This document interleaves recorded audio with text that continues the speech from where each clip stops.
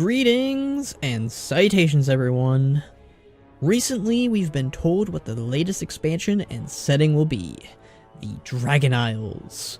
Here, we will uncover the many mysteries and origins of the dragons, as well as uncover their future, as the continent itself has been hidden away by dense mists. Huh, that's familiar. With a new expansion, one of the things I like to do is speculate on who just might be the many faces we'll see within the story. Sometimes I get it right, and other times I miss the mark entirely. Obviously, we'll be seeing many dragons in an expansion called Dragonflights, and I'll talk about that in a future video probably, but today we'll mostly be talking about mortal characters. So, with all that being said, let's discuss on who we might see in the distant future.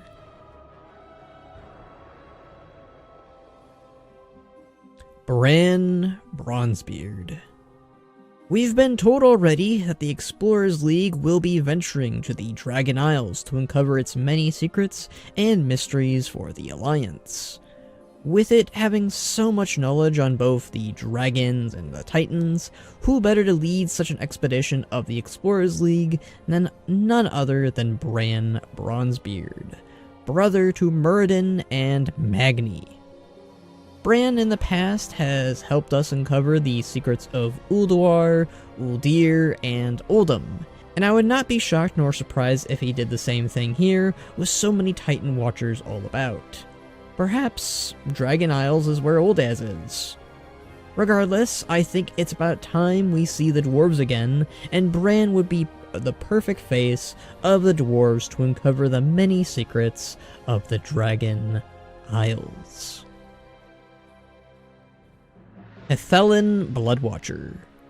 Journeying alongside the Explorers League is the Horde's own variant, the Rexar, which is a group of mostly Sin'dorei, who are also interested in the many relics and artifacts around Azeroth.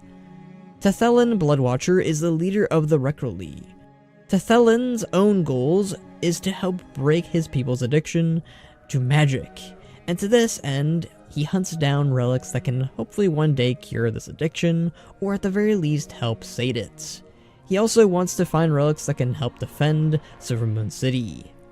He's one of the rare few of the Sin'dorei who acknowledges that their people make mistakes, and he intends to ensure that they do not repeat them.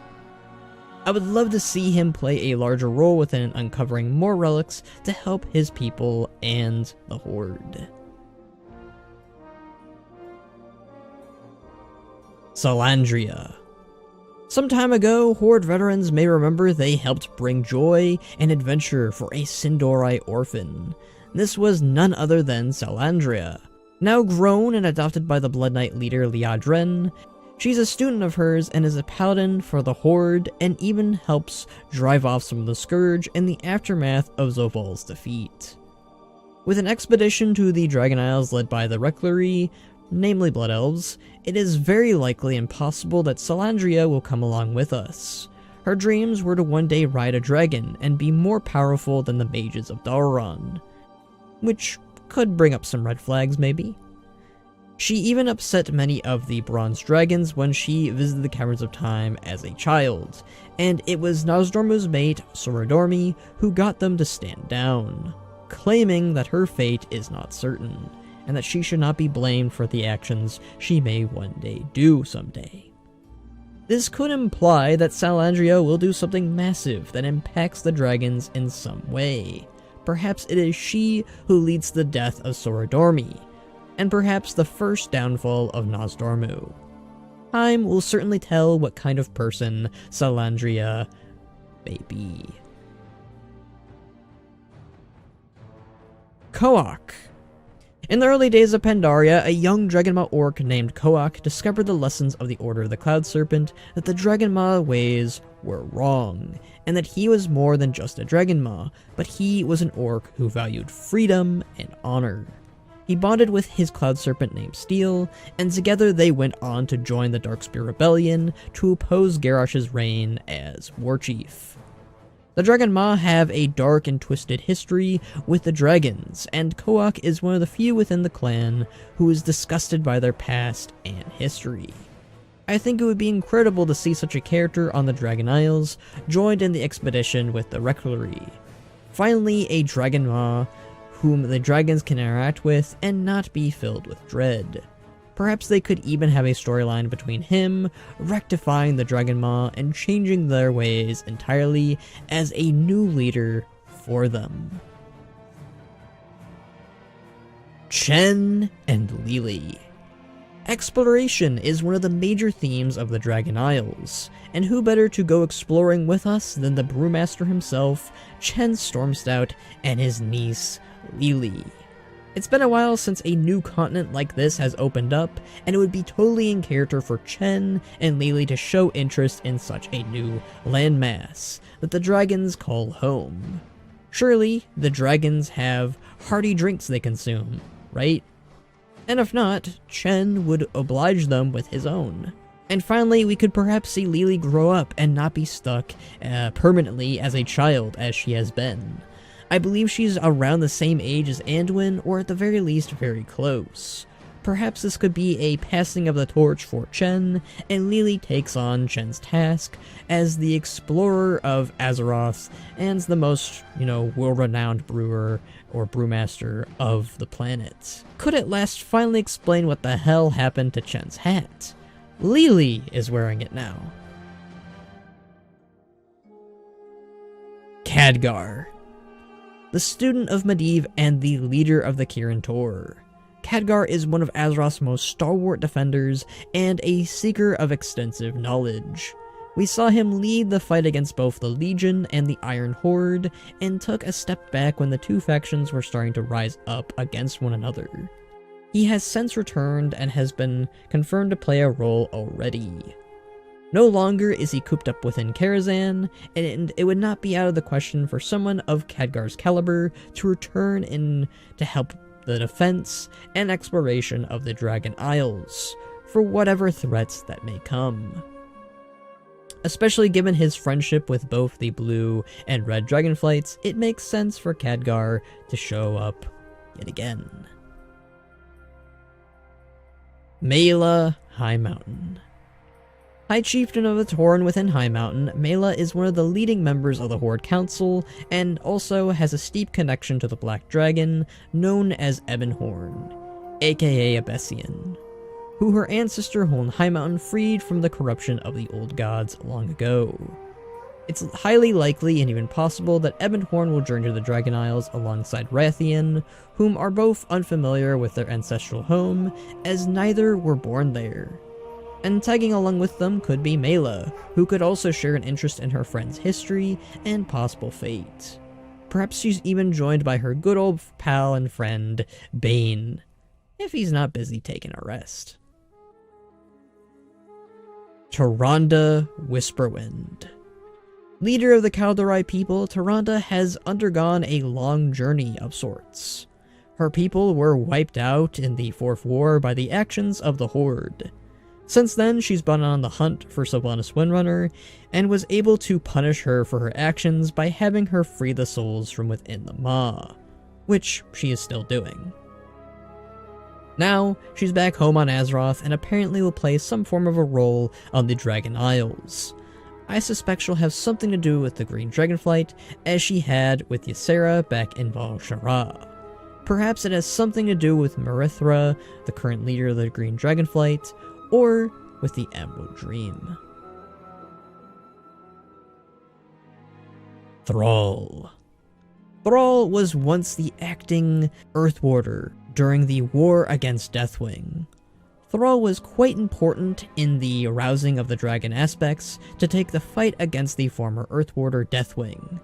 And it was Thrall who would wield the Dragon Soul and turn the once noble dragon aspect now driven mad into dust, by pulling all the power of the dragon aspects. With such a focus on the dragons, their legacy, and leadership, perhaps Thrall will play a role with the Black Dragonflight and their many issues that they have faced. Or perhaps he will help out the other Dragonflights, maybe. Or Thrall will have his own issues to deal with back on the mainland within Orgrimmar, as I'm sure the Horde Council are swamped with issues too. Anduin Wrynn. Anduin, the current king, or possibly former king, depending on how you look at it. Seemingly, Anduin is going to be spending some time with Sylvanas and the Maw, but we do not know for how long. It is possible, though, that Anduin will continue to keep his distance from his crown, and will journey to the Dragon Isles for a much-needed rest. Anduin has a very odd friendship with Rathian that could finally be addressed and may be amended at long last.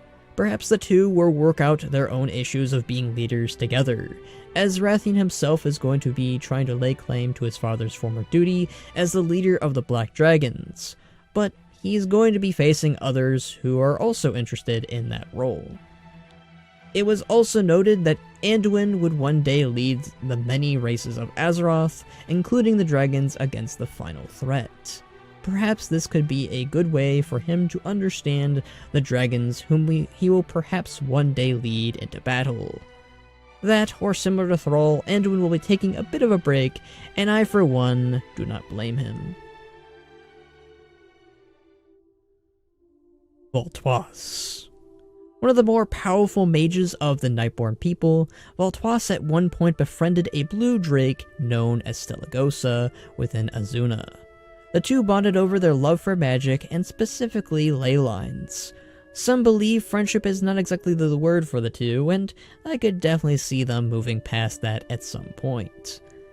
With the dragons resurfacing all around the Dragon Isles, and research being one of the main qualities of the Reclary in their hunt for powerful relics and information, it would not be a shock to see Voltoise and Stelagosa together again, roaming about the place and exploring the ruins of the Dragon Isles, and finding all sorts of magical relics. Especially when you note how the Nightborn and Sindori are already working pretty closely together as it is. Saving the best for last, we of course have Rexar. Champion of the Horde, Rexar is surprisingly well versed with dragons, or at the very least values them greatly. During his travels with Susanne, he was very clear in leaving the dragons alone whenever they came across them. And unbeknownst to him, he is friends with Sibelian, or Lord Sablemane, who is a black dragon within the Blade Edge Mountain, who aided in taking down the Gron, who slaughtered his brothers and sisters, alongside Rexar. It is possible that Rexar tags along with the expedition to the Dragon Isles as muscle for the Reclary, and his friendship with Sibelian is tested, especially when he was unaware of him being a black dragon in the first place. We're not sure how corrupted or uncorrupted Sibelian is, but I always just assume because of his time on Outland, he managed to stave off the old god's corruption, but is still full of it.